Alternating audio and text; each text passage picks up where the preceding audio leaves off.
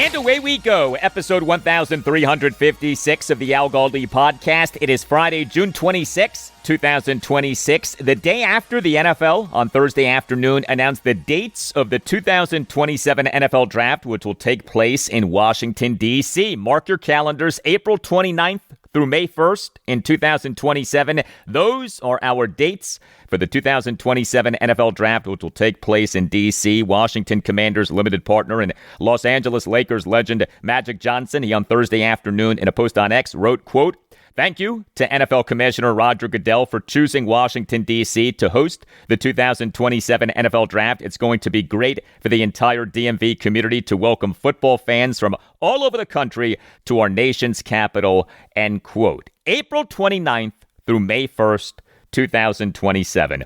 Will the saga of San Francisco 49ers receiver Brandon Aiyuk be over by then? I hope, but I can't guarantee that. Maybe by then we'll be talking about Aiyuk having been great for the Washington Commanders in the 2026 season. He, during his ongoing Instagram campaign, has clearly conveyed that he wants to be acquired by Washington. And we on Thursday got even more from Aiyuk on Instagram. Aiyuk on Thursday on Instagram posted a video of him in a closet tossing a bunch of cash on the floor. The tossing of the cash, another reminder to the Niners of the money that he has made from them.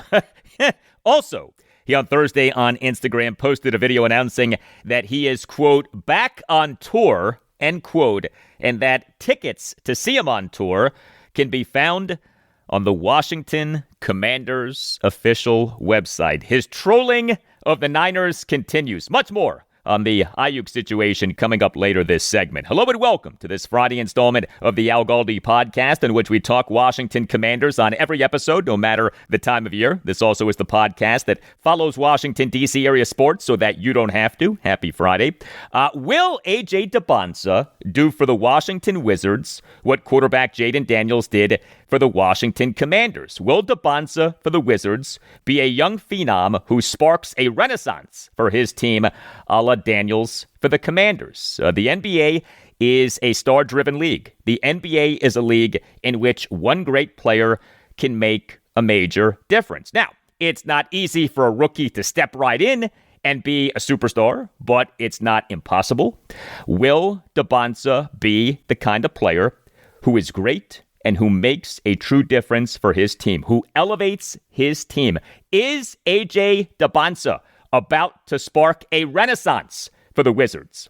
Next segment, discussion of AJ Dybantsa off his introductory press conference for the Wizards on Thursday morning, including the potential for Dybantsa to impact the Wizards the way that Jayden Daniels has impacted the Commanders, and who will be the king of Washington, D.C. sports when Washington Capitals winger Alex Ovechkin retires. And also on the show, I'll talk Washington Nationals. The Nats, they suffered a third consecutive gut-wrenching loss, a 10-5 loss to the Philadelphia Phillies at Nationals Park on Thursday evening to lose the 4-game series 3-1. The Nats in this game blew a 5-0 six-inning lead by allowing the Phillies to score 10 unanswered runs. What is happening with Nats relief pitching right now is out of control. In-depth analysis is forthcoming. Before we get to feedback, not one, but two more trades by the Washington Capitals. Man, have they been busy over these last 3 days. The Caps on Thursday afternoon announced having traded forward Hendrix Lapierre to the Pittsburgh Penguins for a third-round pick in the 2027 NHL Draft and a fifth-round pick in the 2028 NHL Draft. And the Caps on Thursday night announced having traded defenseman Declan Chisholm to the New Jersey Devils for a fourth-round pick in the 2027 NHL Draft. The Caps on Tuesday evening announced having traded forwards Connor McMichael and Milton Gastrine and the number 16 overall pick in the 2026 NHL Draft to the St. Louis Blues for forward Jordan Kyrou. The Caps on Wednesday night announced a major sign-and trade, announced having acquired forward Alex Tuck from the Buffalo Sabres for a third-round pick in the 2027 NHL Draft and forward David Kampf, and announced that the Sabres, prior to the trade, re-signed Tuck to an 8-year, $84 million contract extension, average annual value, AAV, of $10.5 million. Now, It does stand out that the Caps have given up on 2 first-round picks in Connor McMichael and Hendrix Lapierre. The Caps took McMichael with the number 25 overall pick in the 2019 NHL draft. The Caps took Lapierre with the number 22 overall pick in the 2020 NHL draft. It's not good when you trade players who you took with first-round picks for pennies on the dollar, but the Caps overall have done very well in player personnel for years now. The 2026 NHL draft is this weekend. Round 1 is on Friday night. Rounds 2 through 7 are on Saturday. This year's draft is happening at KeyBank Center in Buffalo, New York. The Caps have the number 18 overall pick in the draft. They got that pick via the trade of defenseman John Carlson to the Anaheim Ducks this past March 6th, what was 2026 NHL trade deadline day. Also, some Maryland basketball news this week. Emerging in recent days has been the news that Maryland's Pharrell Payne has received a waiver from the NCAA for a medical redshirt and will play for the Terrapins this coming season. He this past season as a transfer from Texas A&M played in just 10 games due to injury, and that was a big reason, not the only reason, but a big reason for the Terps being so bad this past season. Maryland in the 2025-2026 season had 21 losses over the regular season and postseason, tying for the most losses for the program in a season ever. Maryland in the 1940-1941 regular season went 1-21 overall, including 0-13 in the Southern Conference. No postseason for Maryland that season. You can hit me up on X at Al Galdi. You can email me the Al Galdi podcast at yahoo.com. And in our quest for 2,000 ratings of the podcast, if you want Apple Podcasts, give the podcast a 5-star rating. On the podcast, we'll read whatever you write and writing a review of the podcast, but the review can include you saying something about sports. You don't just have to write about the podcast. From FFT on Apple Podcasts, writes FFT, "Hey Al, been listening since episode number 1, and I still hate the music, but the pod content makes it worth it. I am out on BA to the Commanders, but have accepted that he will likely come here. What I don't get is why people talk about signing him to a prove-it deal, but then say with only about $8 million to $10 million guaranteed. After all that this guy has done, why would anyone give him 1 penny over the veteran minimum? Load the contract with incentives, fine, but don't guarantee him 1 cent more than required by the CBA and the shortest of all short leashes. Thanks for listening. All the best." Thank you very much for that, FFT. So you think about Brandon Aiyuk, if/when he does get released by the Niners, he won't exactly be enjoying great leverage in negotiations with Washington, right? I mean, he in this Instagram campaign has made it very clear about how much he wants to play for Washington, and there has been very little talk of other teams being interested in him. So yeah, Washington may well be able to name its price for Aiyuk if/when he becomes an unrestricted free agent in the coming weeks. And this is part of why I do remain open to Washington signing him.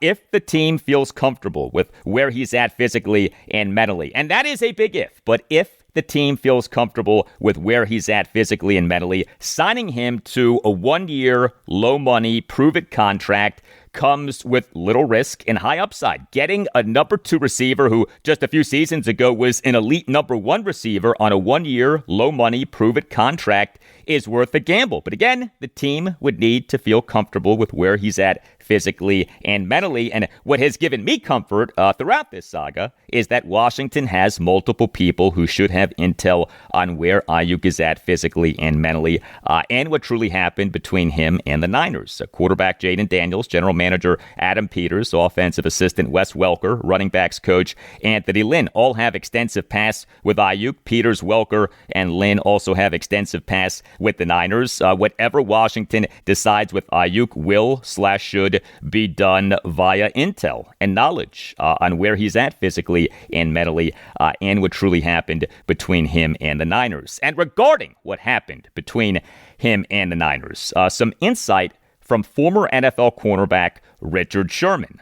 Sherman played for the Niners for the 2018 through 2020 seasons. He, on an installment of his podcast, the Richard Sherman podcast, addressed Aiyuk going AWOL on the Niners during his recovery from suffering a torn ACL and torn MCL in his right knee in the Niners' 28-18 home loss to the Kansas City Chiefs on October 20th, 2024. Niners head coach and former Washington Redskins offensive coordinator Kyle Shanahan in November 2025 confirmed that the Niners had voided the 2026 guaranteed money in Aiyuk's contract. That money was believed to be between $20 million and $30 million. But the specifics of Aiyuk going AWOL and the Niners voiding that guaranteed money have not been clear. Well, this was Sherman on his podcast in an installment that came out this past Wednesday.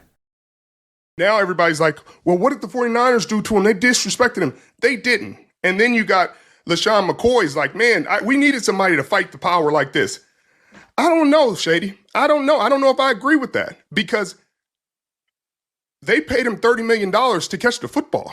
They paid him $30 million to show up to play receiver for the San Francisco 49ers. Not be owned, not be anything. Like it's pay, goods and services. You get paid for your services. You have to provide the services. Like you don't get to just get paid and say, I'm not going to play receiver. I'm just going to chill. I'm just going to do whatever I want. You don't get to get paid and then say, hey, I'm not going to rehab with the team, which is fine, which is perfectly fine. You cannot rehab with the team. Many players have done it. But if you do that, you have to show up 4 days earlier than everybody else, Mitchell. 4 days. If everybody else has to show up on the 23rd, you have to show up on the 19th. You know why? Because the team that invested $30 million a year in you wants to evaluate you and see how your rehab has gone. They want to do MRIs. They want to do testing, and they want to do it at a time that 90 other players aren't there. So they can really focus on you. So all the doctors can show you true attention and focus and give you the care and the understanding that you need so that they can truly understand where you're at in your process. Not because they want to just screw Brandon Aiyuk. No, you haven't rehabbed here. We have no idea where you are. You haven't updated us at all. So if you could show up 4 days early, which is protocol, standard for anybody who hasn't rehabbed at the facility, and it's perfectly fine. He didn't do that. So they fined him every day he didn't show up, which is 4 days, $50,000 a day. Mitchell, you're great at math. And then he gave him an avenue to void his guarantees. That's what happened. And now, instead of showing up 4 days early and just getting the evaluation, getting the physical, doing everything you have to do, and just, hey, going about your business, if he went about his business, Mitchell, he'd be $30 million richer. They'd be on the hook, even if he didn't want to play for the San Francisco 49ers. He'd be like, hey, I showed up, did what I needed to do, was a pro about it. Like, get me out of here. Trade me, please. Even if I have to renegotiate and rehash my contract out with the next team, I don't want to be here. I think that could have happened. But when you don't show up and then everything is a fight and then you don't rehab, like you put yourself behind the 8 ball and it's hard to get out of that. And so now we're in this situation where everybody's like, they shouldn't just hold on to him. Well, they're going to do what's best for them. They're going to do what's best for their franchise in terms of the opponents they're going to see, how they're going to play this season, cap situation, everything. And at some point, they'll release him. If he shows up and gets reinstated and forces their hand, I'm sure that he'll get released that day. And maybe the Washington Commanders pick him up and AP, Adam Peters, who was with San Francisco when they drafted BA, is going to pick him up, and it's going to be a great relationship. But once you get into this place, it's hard to get out of this mode. So even if you get to Washington, what happens when the ball doesn't go his way a couple times, when things aren't going well, and hey, they're not targeting him, or they doubling him, and he gets frustrated? Like, it can go real bad real fast. Yes, it can.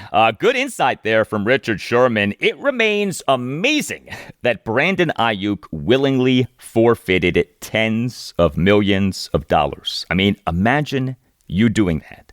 I can't imagine myself doing that, willingly forfeiting tens of millions of dollars. I don't care how rich you are, willingly forfeiting tens of millions of dollars. That is something. I do go back to Jayden Daniels, Adam Peters, Wes Welker, Anthony Lynn. Washington, via those guys and others, should have a good handle on the truth about the Brandon Aiyuk situation. What I hope is the situation is that what Aiyuk is doing on Instagram is just to be a headache for the Niners, just to be a pain in the neck for the Niners, and that if Washington does get him, he, for our team, is on his best behavior. And by the way, prior to his contract extension saga with the Niners in the 2024 offseason, was not a problem for the Niners. Things went south starting with his contract extension saga with the Niners in the 2024 offseason, but every indication is that he, prior to that, was not a problem. This was NFL insider Ian Rappaport of NFL Network on the Pat McAfee Show on Thursday afternoon on the Brandon Aiyuk situation. And what's it going to take to resolve the situation with the 49ers? You know, I think time. So a couple of things here. You know the term, like, when someone says the quiet part out loud? That's kind of like what he did. Like, we all were sort of like, well, you know, there's going to be interest from the Commanders. And I think we've known that for some time.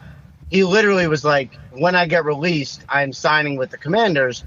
You know, and I think, I don't know this, but what I think is that the idea is you create enough noise, enough negative publicity, you become so toxic that the 49ers will go, okay, like, I can't deal with this anymore. I'm tired of the headlines of former 49ers receiver. I'm just going to cut him. They seem to not want to. And the fact that he has already identified his next landing spot, my guess is would make them probably angrier. I think it's just going to be time. But, man, this has gotten weird, and I couldn't agree more. Like, every time he opens his mouth, you're just like, oh, my God. Like, more of this? Like, just more, you know? Yeah, the squeaky wheel gets the oil, but this wheel has been squeaky for a while and seemingly no oil or no kind of end in sight. If he ends up with the Commanders, we'll be excited for him, obviously, because he's an incredible talent. But, boy, there's been a lot of wasted money and seemingly time here that hopefully could have been settled or will get settled ASAP. Yeah, well, unfortunately, ASAP does not appear to apply to this situation. Hey, make sure that you check out the BGO Blind Pig podcast, which is the official podcast of BGObsession.com, a terrific Washington Commanders forum anyone can join. And BGO Blind Pig essentially is the forum in podcast form, a roundtable discussion about the Washington Commanders. It's like you and a bunch of your buddies who are Washington fans are hanging out and talking about the team. The conversation is smart and fun and respectful. I was lucky enough to be a guest on a recent episode. We had a great time. You can find the BGO Blind Pig podcast on YouTube and on any major podcast provider. Make BGObsession.com the home for your burgundy and gold obsession, and make the BGO Blind Pig podcast part of your Washington Commanders podcast rotation.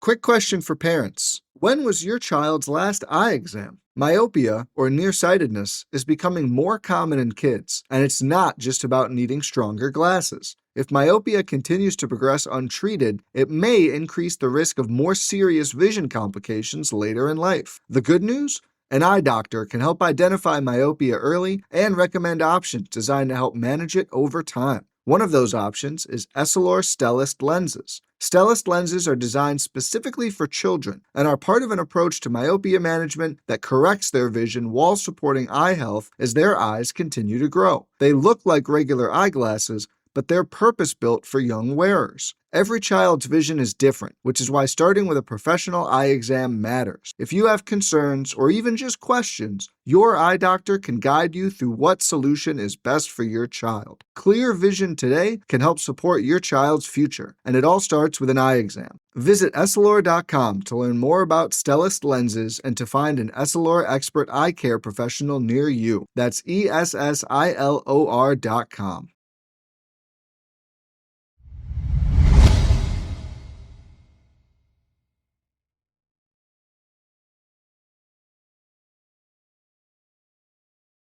The king of Washington, D.C. sports until he retires is Washington Capitals winger Alex Ovechkin. He is the Great Eight. He is number one in NHL history in regular season goals. He won the Conn Smythe Trophy as MVP for the 2018 Stanley Cup playoffs, which ended with the Caps winning the Stanley Cup. He is the greatest player in Caps history. He may be the greatest athlete in DC sports history. The greatest athlete in DC sports history, to me, is one of three people: Washington Redskins quarterback Sammy Baugh, Washington Senators starting pitcher Walter Johnson, or Washington Capitals winger Alex Ovechkin. However, who becomes the king of DC sports when Ovi retires is going to be interesting. Who will inherit the throne. The Washington Commanders have an obvious candidate in quarterback Jayden Daniels. The Washington Nationals have an obvious candidate in outfielder James Wood. And now the Washington Wizards have an obvious candidate in AJ Dybantsa, who they this past Tuesday night took with the number 1 overall pick in the 2026 NBA draft. Now, Daniels and Wood have proven that they professionally can play at a high level. Dybantsa just got drafted at a BYU. We will see how good he is, but the hope is that he is a franchise player, a transformational player. He was the number 1 overall pick in a perceived to be loaded 2026 NBA draft. The idea with him is not for him to be just a nice player or even a good player. No, the idea with him is for him to be an elite player, a guy capable of leading the Wizards to an NBA title. And yes, I did just say Wizards and NBA title in the same sentence. Jayden Daniels, James Wood, AJ Dybantsa. Daniels, Wood, Dybantsa. Who will be the king of DC sports when Alex Ovechkin retires? Of course, there are so many factors that go into this. How good is each player? How well does each player's team do? Does the player stay with the team long term? I mean, in the case of Wood, there is the fear that Nats ownership, the Lerner Group, will not pay what it takes to keep Wood. And look, maybe the answer is someone other than Daniels, Wood, or Dybantsa. A lot of possibilities. The number 1 team in D.C. in terms of interest is the Commanders. If Jayden Daniels does well and the team does well, then he will be the king of D.C. sports when Alex Ovechkin retires. But what if AJ Dybantsa becomes an elite player who leads the Wizards to an NBA title, or at least an NBA Finals, or multiple conference finals? The Washington Bullets / Washington Wizards have not won at least 50 games in a regular season since the 1978-1979 regular season and have not advanced past the second round of the NBA playoffs since 1979. What if the Wizards with Dybantsa eradicate those stats, blow them out of the water the same way that the Commanders in Jayden Daniels' rookie season blew out of the water multiple humbling stats for that franchise? So the Washington Commanders franchise had not had at least 11 wins in a regular season since 1991, and yet in Daniels' 2024 rookie regular season went 12-5. The Washington Commanders franchise had not won a playoff game since January 2006, and yet in Daniels' rookie season went 2-1 in the postseason and made a conference championship game for the first time since January 1992. The Josh Harris ownership group, the new football operations regime led by general manager Adam Peters, Jayden Daniels, that led to a renaissance for the Washington Commanders franchise, although, yes, last season did not go so well. But we, with the Wizards, have this basketball operations regime led by Monumental Basketball president Michael Winger and general manager Will Dawkins. The regime, in my opinion, has gone about rebuilding the Wizards the right way. Now the team has AJ Dybantsa to go with a number of other promising young players. Are we maybe, possibly, on the cusp of a renaissance for the Washington Bullets / Washington Wizards franchise? This was ESPN NBA analyst Kendrick Perkins on the Pat McAfee Show this past Wednesday. AJ Dybantsa, he's going to have a Hall of Fame career. I think for the Wizards, they had to go with AJ Dybantsa. His confidence and his fit. The Washington Wizards are going to make the playoffs next season with Trae Young, AJ Dybantsa, and Anthony Davis leading the way. They're going to make the playoffs. They're going to have an Atlanta Hawks, Toronto Raptors type season. Well, when we look up at the end of the next season, they're going to be a top 6 seed. That's number 1 in the Eastern Conference. Okay. That's number 1. Congrats number to them, 2, by the way, because they've been asked, right? Long time. They have been at the bottom. They have been the Sacramento Kings of the Eastern Conference. But things about to change, okay? The things about to change. So, Kendrick Perkins, the man known as Perk, very high on what AJ Dybantsa will do for the Wizards. We on Thursday morning had an introductory press conference for Dybantsa. Speaking at the presser were Dybantsa and Will Dawkins. This was Dawkins during his opening statement. I could talk about this guy all day. I'm sure you guys will have a bunch of questions, but Tuesday was a monumental night for us, for our organization, for a few different reasons. Like we always do, we draft people first, but we also try to draft really talented players. When you have an introduction like this, he's just not a special talent on the floor. We spent a lot of time getting to know him as a person. You can imagine the level of research you have to do when you have number one, and to a man, to a woman, everyone we talked to about AJ talked about his work ethic, his passion, his character, how much he cares about his teammates, how much of a connector he is, how much he's active in his community. Not many 19-year-olds are starting foundations and giving back to different places that they were raised and have connection to. So he gets it. He wants to be a part of the community, and we welcome him with open arms on that. I would say in the draft interviews, just spending some real time with him, I think he opened up and revealed who he was and wanted to be here. And at the end of the day, he's been building towards this. I think I heard one of your press conferences, your first one afterwards. It's like, I've been building towards this.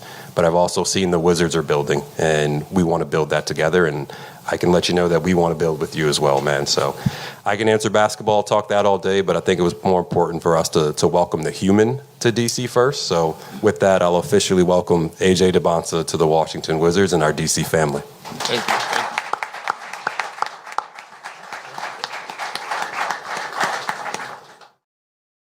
By the way, it stands out that while Michael Winger is above Will Dawkins in the Wizards organizational hierarchy, it is Dawkins who is presented as the face of Wizards basketball operations. He, not Winger, does the majority of the talking for Wizards basketball operations. I like Dawkins a lot. I think that he's really smart. May 25th, 2023, Monumental Sports and Entertainment founder and CEO Ted Leonsis announced that Michael Winger had been named president of Monumental Basketball. June 8th, 2023, the Wizards announced the hirings of Will Dawkins as general manager and Travis Schlenk as senior vice president of player personnel, and announced the promotion of John Thompson III to senior vice president of Monumental Basketball. Dawkins was with the Oklahoma City Thunder from 2008 to 2023, started with the team as an intern, worked his way up to being the team's vice president of basketball operations. But yeah, AJ Dybantsa, we on Thursday morning found out that he, for the Wizards, will wear number 4. And if you know your Bullets/Wizards history,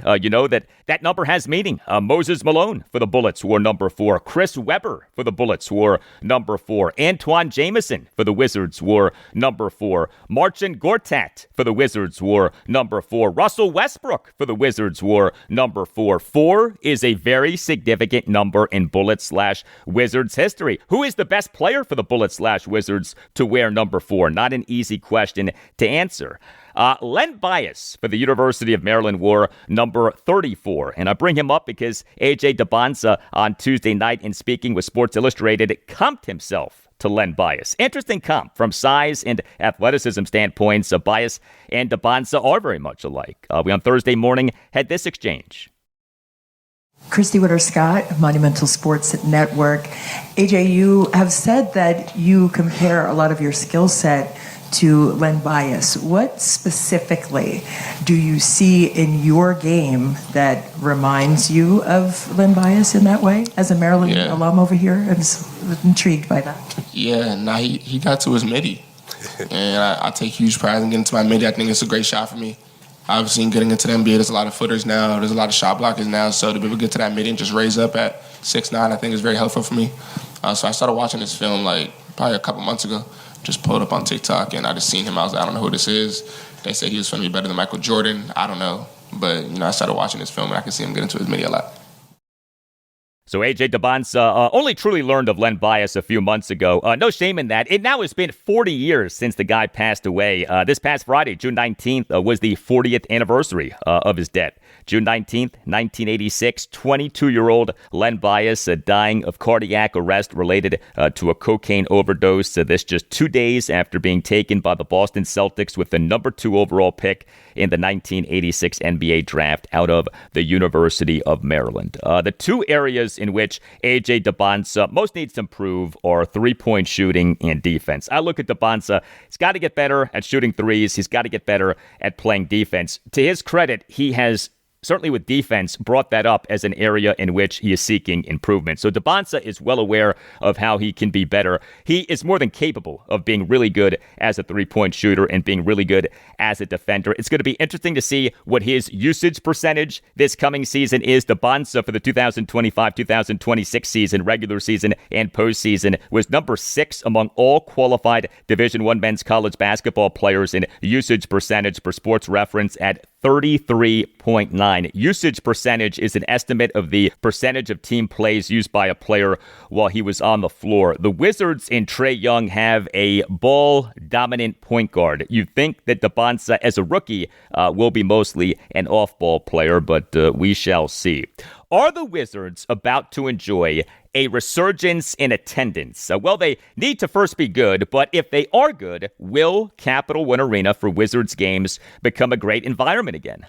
There are 30 NBA teams. Here are the Wizards rankings in the NBA in per-game home attendance for each of the last 3 regular seasons, each of which featured the Wizards tanking. 2023-2024, number 26.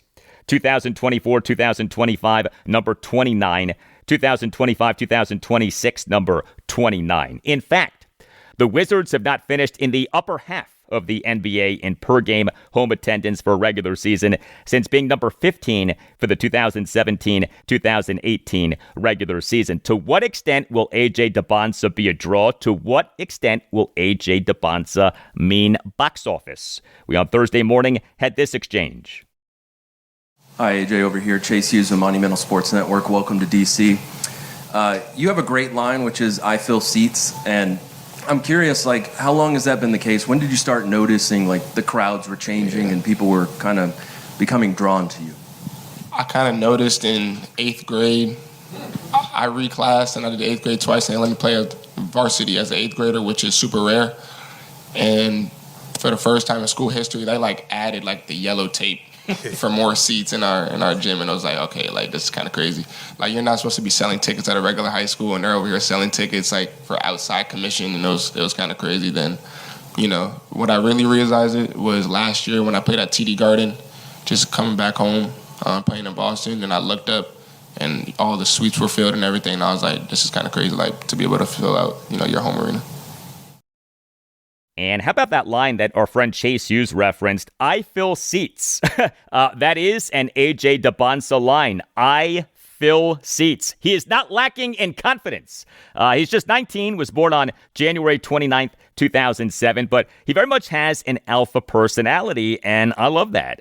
Dybantsa is from Brockton, Massachusetts, and so fans packed TD Garden in Boston to see him play in an 86-84 loss for then number 7 BYU to then number 3 UConn this past November 15th. Dybantsa in 33 minutes, 32 seconds as a starter had a game-high 25 points, 6 rebounds, 2 steals, and no assists versus 3 turnovers, so 2 for 3 on 3, 6 for 11 on 2, 7 for 10 on free throws. So also with AJ Dybantsa's personality is him being mature. He at the 2026 NBA Draft Combine, which took place in Chicago in May, wore a suit for Media Day. That is considered unusual, and in a good way. The overwhelming number of players at an NBA Draft Combine do not wear suits for Media Day. Dybantsa did wear a suit, and that was one of those little things that seemed to be indicative of a bigger thing. We on Thursday morning had this back and forth, and then you'll hear Will Dawkins chime in. Good morning, AJ. Karita Parks, Double Take Sports. How are you? I'm good. How about you? Good. Some of this came up in your introduction, but at the draft combine, you wore a suit and you talked about approaching the process like it was your first job interview. You're very active on LinkedIn and you already have a foundation. Where did that business and professional mindset come from for you, and why is that so important at a young age? Yeah, it came from my parents. Definitely. I never worked a job. The closest was probably McDonald's for 2 hours. After being a McDonald's All-American, I had to work at McDonald's for 2 hours. But, you know, going to the combine, it was like a job. My dad was like, this is your first job interview. So we decided to dress up. I went to a suit and tie in every single interview. Media availability, I was in a suit and tie, so I just wanted to treat it like a real job. Yeah, I think that combine, it was a pretty fun first introduction just to learn the maturity that he brings. he came in, and we wanted just to be a get-to-know-you type environment. We want to make sure that you're comfortable in the event we bring you into DC, so we allow opportunities to ask questions. And sometimes you get the standard questions from guys. We didn't get that from AJ. He's just curious and mature and asks some really deep questions, and it allowed us to get to know him on a different level. So he walks in the door with that level of maturity. So good to hear all of that about AJ Dybantsa. You know, the way that Will Dawkins right there spoke of Dybantsa, not unlike the way that Adam Peters and Washington Commanders head coach Dan Quinn have spoken of Jayden Daniels. And as we are talking Daniels, so there with him is both confidence and humility. He does a really good job of striking that balance, and he does so while always emphasizing winning. Daniels, during his post-practice press conference on June 17th at the Commanders' mandatory minicamp, was asked about his individual goals for the 2026 season. He gave a 3-word answer, quote, win football games, end quote. I love it. Perfect answer. Well, I thought that Dybantsa on Thursday morning gave us a Jayden Daniels-like answer to this question, not in terms of brevity, but in terms of substance. So take a listen to this exchange. AJ, David Aldridge with The Athletic. Wanted to know, when was the last time you were humbled on a basketball court, and what did you learn from being humbled? Last time I was humbled on the basketball court was my last game. I lost my last game, played against Texas. We were the higher seed. We were 6th seed. They were 11th. We came in the game. We wanted to win that game, and, they pulled up the upset. So I was kind of humbled, just like, you can't just take everything for granted. You got to play super hard. And what I learned from it, just watching a lot of film, what I needed to do better, what leadership skills I should have added in that game to, try to get my guards up harder.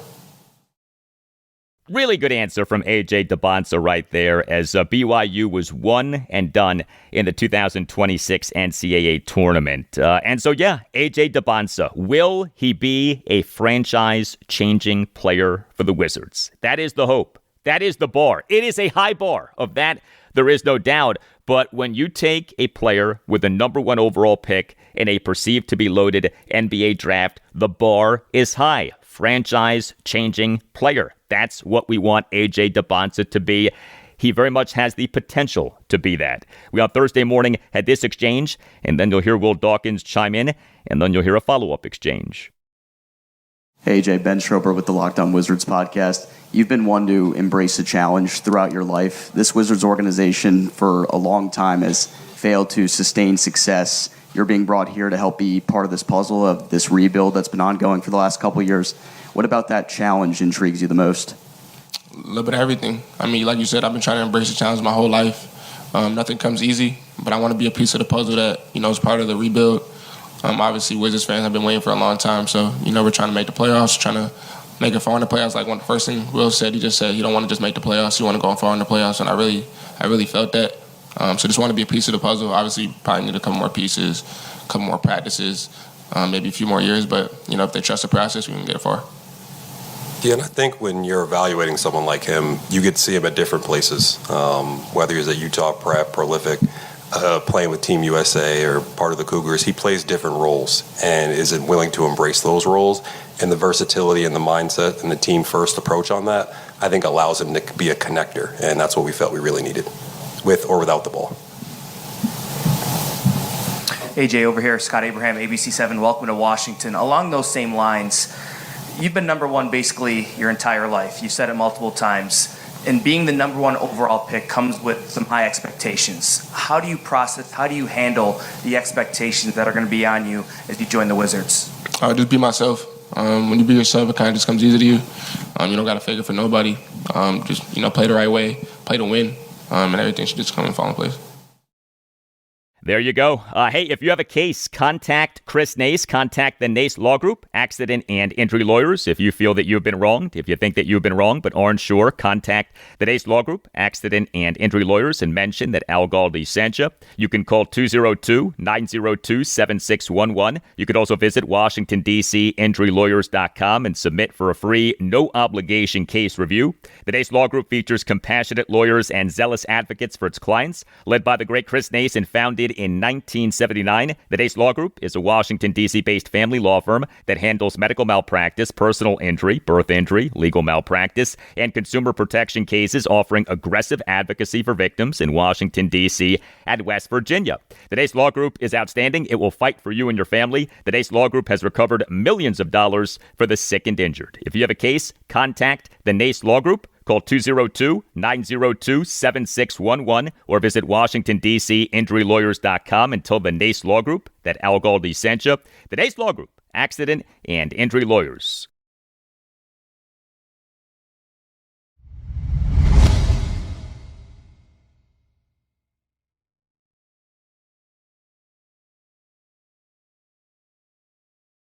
Well, we just had one of the worst three-game stretches for Washington Nationals relief pitching that you'll ever see, maybe the worst ever. A 10-5 loss to the Philadelphia Phillies at Nationals Park on Thursday evening to lose the four-game series 3-1.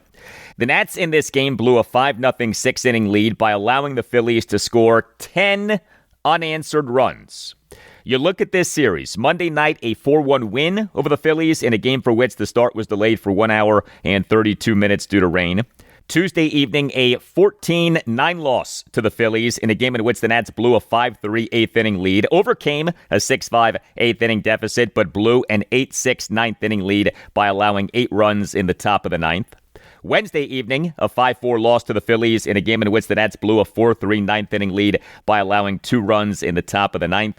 And now Thursday evening, a 10-5 loss to the Phillies in a game in which the Nats blew a 5-0 six-inning lead by allowing the Phillies to score 10 unanswered runs. Unbelievable what transpired with Nats relief pitching over the final 3 games of this series. The Nats in MLB's 2026 regular season now are 41-41 with a run differential of +4. The Phillies in this regular season now are 45-36 with a run differential of +4. The Nats now are 4.5 games behind the Phillies for the National League's first of 3 wild card spots. The 2026 MLB trade deadline is on August 3rd at 6 p.m. Eastern. What is Nats president of baseball operations Paul Taboni thinking right now? The obvious need for the Nats is relief pitching.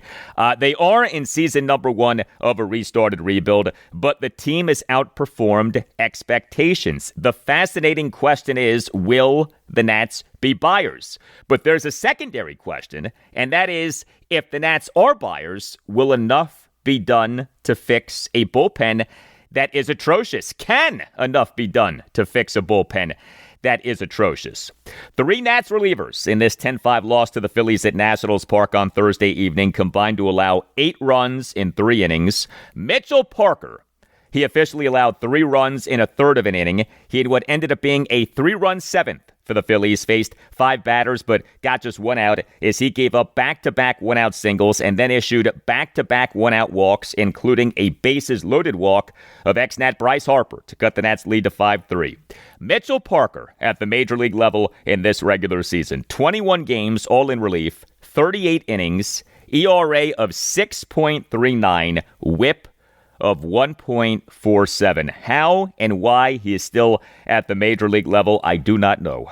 Clayton Beeter, he officially tossed 2/3 of a scoreless inning. He and the Phillies' 3-run 7th faced 4 batters and got 2 outs, but he issued 2 walks in throwing just 7 strikes versus 11 balls. He came into the game in the top of the 7th with the bases loaded, 1 out, and the Nats up 5-3.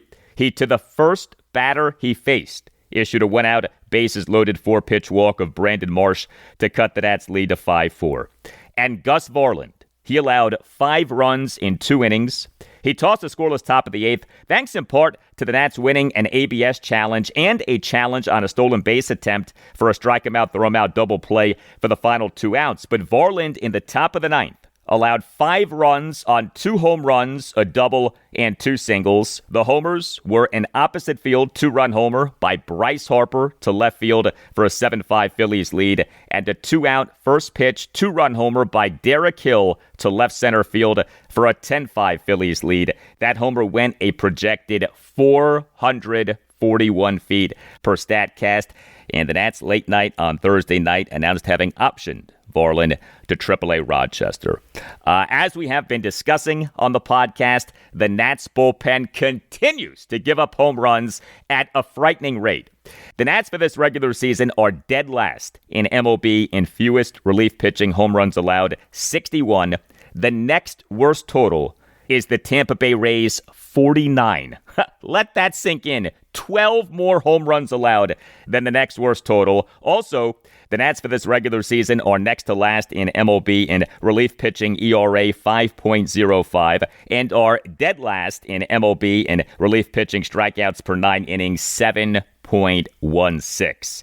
A shame of this latest Nats bullpen meltdown is that it wasted a very nice outing from starting pitcher Cade Cavalli. He allowed 2 runs in 6 innings with 7 strikeouts versus 1 walk. He gave up 5 hits, which were a home run and 4 singles. He issued a hit by pitch, but he threw a lot of strikes, 97 pitches, 69 strikes, just 28 balls. Cavalli in the top of the 6th gave up a wet-out first pitch 2-run homer by Brandon Marsh to right field to cut the Nats lead to 5-2. The homer went a projected 420 feet per Statcast, but Cavalli otherwise did well. Cade Cavalli for this regular season now, 17 games all starts, ERA of exactly 4, whip of 1.43, strikeouts per 9 innings of 9.61. The Nats offense in this 10-5 loss to the Phillies at Nationals Park on Thursday evening wasn't great, but was pretty good. I mean, 5 runs should be good enough to win. The Nats in this game, 5 runs, 8 hits, which were a home run, a double, and 6 singles, 3 for 10 with runners in scoring position. The Nats did draw just 1 walk and did strike out 12 times, but the Nats got to Philly starting pitcher Christopher Sanchez, who allowed 5 runs in 5 innings. Christopher Sanchez has been maybe the best pitcher in MLB this regular season, for which he, as of games through Wednesday, was number 1 in MLB in wins above replacement per Baseball Reference at 5.5. But the Nats in the bottom of the first scored 4 runs on a home run, 3 singles, and a hit by pitch. The Nats in this game got to Sanchez right away, and among those who got to him right away, Curtis Mead. He is the Nats starting third baseman and number 2 batter, went 1 for 5 with a solo homer. Mead in the Nats 4-run first had a 1-out first pitch solo homer to left field for a 1-0 Nats lead. The homer went a projected 409 feet per Statcast and came off Christopher Sanchez, who the Phillies acquired via trade with the Tampa Bay Rays for Mead in November 2019. Yeah, Curtis Mead was traded for Christopher Sanchez. But Curtis Mead, for this regular season now, has 14 home runs and an OPS of 801. He continues to be so good. Dylan Cruz, he is the Nats starting right fielder and number 4 batter, went 3 for 4 with 3 singles and a stolen base. Cruz in the Nats 4-run first had a 1-out opposite field single to right field. Cruz in the Nats 1-run third had a 1-out first pitch infield single up the middle, and he had a steal of second base, prompting a throwing error by catcher JT Realmuto, advancing Cruz to third base, and Cruz in the bottom of the 5th had a leadoff infield single to the left side of the infield despite having been down in the count at 1.12. Dalen Lyle, he is the Nats starting left fielder and number 5 batter, went 2 for 4 with a double and an RBI single, and he made a standout defensive play. Lyle in the Nats 4-run first had a 1-out RBI single through the right side of the infield on a 1-2 pitch for a 2-0 Nats lead. Lyle in the bottom of the 8th had a leadoff first pitch double to right field, and Lyle in the top of the 6th made a terrific diving backhanded catch for a 2-out lineout by JT Realmuto. Dalen Lyle for this regular season has an OPS of 710, but his defensive improvement really stands out. Lyle for the 2025 regular season had -8 outs above average per Statcast. Lyle for this regular season, as of games through Wednesday, had +2 outs above average per Statcast. He has gotten so much better defensively. CJ Abrams, he on Thursday evening did not start for a second time in 3 games due to left side tightness. He in the bottom of the 8th struck out swinging on 3 pitches as a pinch hitter with Dalen Lyle on second. No outs, and the game tied at 5. Abrams, by the way, has advanced to Phase 2 of fan voting for starters for this year's All-Star Game, which will take place at the Phillies, Citizens Bank Park on July 14th. We have Abrams versus the Los Angeles Dodgers. Mookie Betts in Phase 2 for starting shortstop for the National League. Outfielder James Wood did not make Phase 2 as he failed to finish among the top 6 outfielders by more than 100 8,000 votes. Both Abrams and Wood absolutely are deserving of being All-Stars this season. I think both will end up being All-Stars this season. Wood, at the very least, as a reserve. It's just really strange that Abrams did so well in the voting while Wood got disappointing results in the voting. You'd think that the same people voting for Abrams would be voting for Wood. Phase 2 winners will be announced on July 4th on Fox, along with pitchers and reserves. And with James Wood, so he is the Nats starting DH and number one batter, went 0 for 5 with 2 strikeouts. You know, he, over the final 3 games of this series, went 0 for 14 with no walks and 8 strikeouts. His OPS for this regular season has fallen below 900, now is at 896. Still really good, but no longer in the 900s. Man, what a loss for the Nats. What a series this ended up being. We, during Nats manager Blake Butera's postgame press conference on Thursday night, had this exchange between Nats insider Jessica Camerato of Nationals.com and Butera. And then you'll hear a follow-up exchange between my co-host on the Nats Chat podcast, Nats insider Mark Zuckerman of NatsJournal.com and Butera. And pay attention to what Butera says in both answers, but especially in his answer to Mark's question. When you look back on this game as a whole, what's going to be your biggest takeaway from tonight? Our bullpen. What specifically? Just not getting outs. Yeah. I mean, couldn't be more proud of our offense. If we're looking at the positives, takeaways, like going against Christopher Sanchez, a Cy Young candidate, right? Like with a 1-something ERA and tough left-hander. With our lineup, especially as many left-handers as we have in the lineup, to come out of the gates after 2 really tough losses and come out and score 4 in the top of the first and then score another one in the third and keep going at it and giving us a 5-run lead against that type of pitcher, that quality. They did everything they could. Kay Cavalli, who we gave the ball to on opening day, who's our number one, who's our horse, he did what number ones do. Against this lineup, he pitched his ass off, and I couldn't be more proud of Kay Cavalli. Do you worry when these things happen night after night that it does get to a point that some of those relievers are now maybe pitching scared instead of just going after it? That's what it looks like. Yeah, and I think how do you combat that? You got to attack. You got to throw strikes, and if we're afraid to do so, we'll keep giving the next guy opportunity until somebody steps up and shows that they want the ball and they're ready to go attack. Wow, so how about that? Blake Butera admitting that his relievers look afraid right now. Quite the admission. Next up for the Nats is a 3-game series at the Baltimore Orioles. The Nats have listed the following starting pitchers as probables for the series. Game 1 Friday night at 7:05, Andrew Alvarez. Game 2 Saturday night at 7:05, Foster Griffin. Game 3 Sunday afternoon at 1:35, Zach Littell.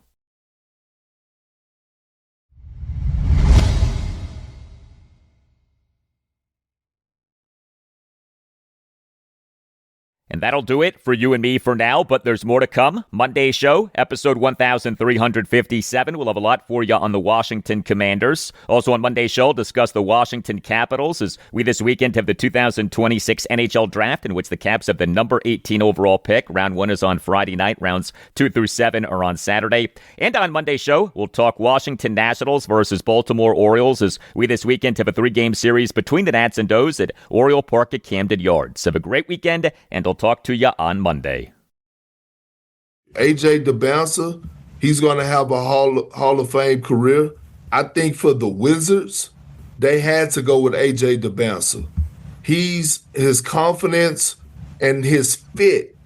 The Washington Wizards are going to make the playoffs next season with Trae Young, AJ Dybantsa, and Anthony Davis leading the way. They're going to make the playoffs. They're going to have an Atlanta Hawks, Toronto Raptors type season. Well, when we look up at the end of the next season, they're going to be a top 6 seed. That's number 1 in the Eastern Conference. Okay. That's number 1. Congrats number to them, 2, by the way, because they've been ass, right? Yeah, long time. They have been at the bottom. They have been the Sacramento Kings of the Eastern Conference. But things about to change, okay? The things about to change.